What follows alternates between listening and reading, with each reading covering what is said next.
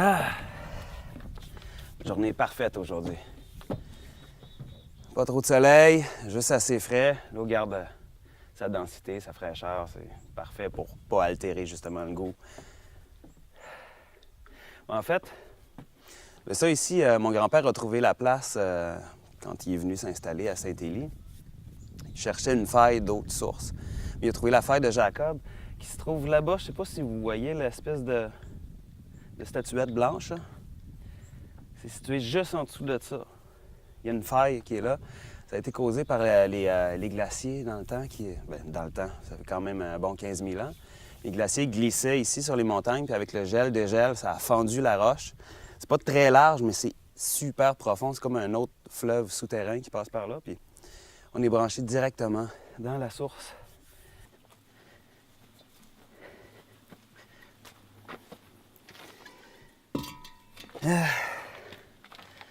Voilà, c'est ici qu'a lieu le procédé de purification de l'eau. C'est mon grand-père qui a construit ça. Maintenant, ça a grandi, bien sûr, mais depuis 3 générations, on travaille ici à purifier cette eau de la faille de Jacob. Eau magique. On a ça dans notre famille comme ce souci d'une qualité de l'eau qui est la source de la vie, c'est... Excusez. Depuis plusieurs générations comme ça, mon grand-père, mon père, moi, on parle de l'eau, on vit dans l'eau. Et vous connaissez l'eau de Jacob? Oui, ben oui, je connais. Je pense que c'est une famille d'Irlandais, Islandais là, qui ont ça, mais non, j'ai jamais goûté, là, mais ça a l'air que les vertus de tout ça, c'est débile. Et toi, t'en bois de l'eau de Jacob? Oh, moi, l'eau de Jacob, tous les matins, je me lève, je bois mon petit verre d'eau de Jacob et ça fait des journées extraordinaires. Fait que l'eau, finalement, a gagné beaucoup de prix. Une eau que les gens s'arrachent ou les gens veulent déguster de façon plus fine. On est bien fiers de ça. C'est ici que ça se passe? Oui, ça a lieu là-dedans. C'est là, ici, qu'on fait notre procédé de filtration avec des sédiments célestes. On peut aller visiter? Je vous ferai visiter la cave de vieillissement, si ça vous dit. Ici, c'est toujours secret quand même. C'est comme la cuisine d'un grand chef. D'accord. All right, suivez-moi. Bienvenue dans la cave de vieillissement. Ça fait 1 an qu'on a rénové. Avant, du temps de mon grand-père, on avait 20 fûts. Maintenant, on a 110 fûts de 200 litres ici. C'est un chêne qu'on prend, qu'on coupe aux abords du lac. Bien, je vais vous expliquer pourquoi on prend ce bois-là, en fait. Parce que l'arbre va puiser l'eau de Jacob directement à la source, dans le sol d'où provient cette source-là. Donc, l'eau à l'intérieur de la barrique reste en osmose avec son élément. Donc, c'est comme... Le fût donne à l'eau... rien, en fait. Ça fait rien. Tu connais l'eau de Jacob? Ah oui, je connais ça. C'est rendu, je prends plus de Gatorade avant le hockey. Là. Moi, je prends de l'eau de Jacob, puis pour vrai, j'ai monté mes stats de 33 %. J'ai fait 2 buts dans la game. Vous en consommez de l'eau de Jacob? Eh bien, moi, pour l'eau bénite chez nous, c'est l'eau de Jacob, il n'y a que ça. Et même pour mes paroissiens, je les encourage beaucoup à l'utiliser pour se purifier et s'élever un peu. Là.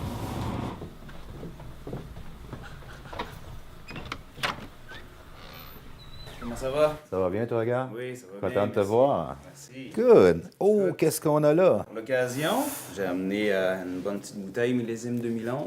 Un 2011. Oui, monsieur. L'eau de Jacob 2011. Yeah. J'ai une émotion. Wow. Qu'est-ce que tu sens? Absolument rien. C'est parfait.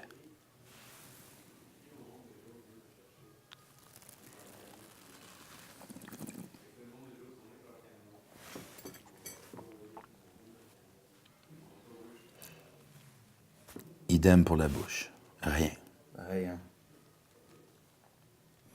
Les mots manquent. C'est que l'innocuité du produit fait en sorte qu'on élimine toutes les toxines. Ouais. Et même à travers le passage des différentes strates minérales du sol, qui auraient un impact notamment sur le vin, sur son goût, sa profondeur. Ici, l'eau est préservée et il y a absence de goût. C'est ça qui est fascinant. Ouais. Mais il n'y a pas absence de sensation. Ça rejoint beaucoup le phénomène de l'unami au Japon, ce qu'on appelle la 5e saveur, c'est-à-dire que tous les sens sont en action sans qu'on puisse nécessairement cibler précisément ce que c'est. Et là, on se retrouve avec le carburant ultime, ce qui est à l'origine et de la table et même de la biologie humaine. Et lorsqu'on harmonise ensemble, on va goûter. On va goûter parce que présentement, l'eau me suffirait. L'eau me suffirait. Ouais. Je me sens déjà repu, mais on va goûter. Je pense que... Une belle expérience de plénitude. Tout à fait. Juste avant de goûter, peut-être, on a quelque chose. On tient quelque chose. On tient quelque chose.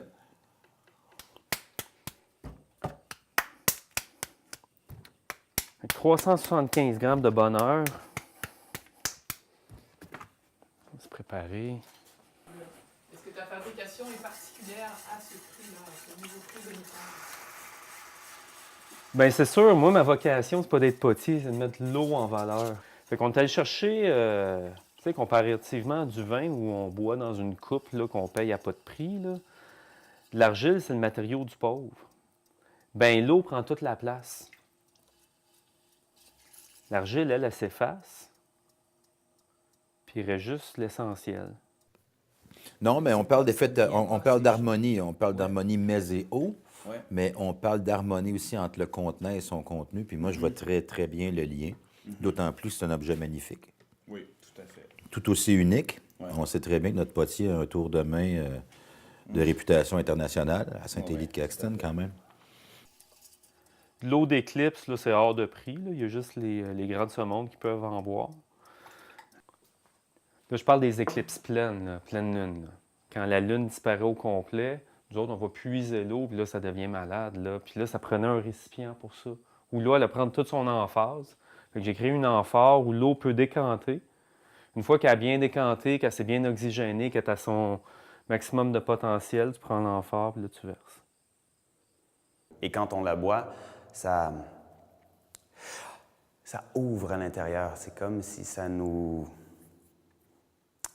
Je sais pas. On a comme l'impression de goûter la vie, en fait. On a l'impression de quelque chose de vivant en dedans de nous parce qu'elle a une autre densité électromagnétique. Donc, ouais. Voilà. Merci. Merci. C'est bon? Good.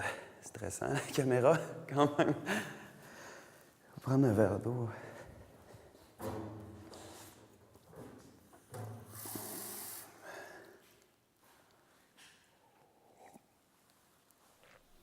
Quand même.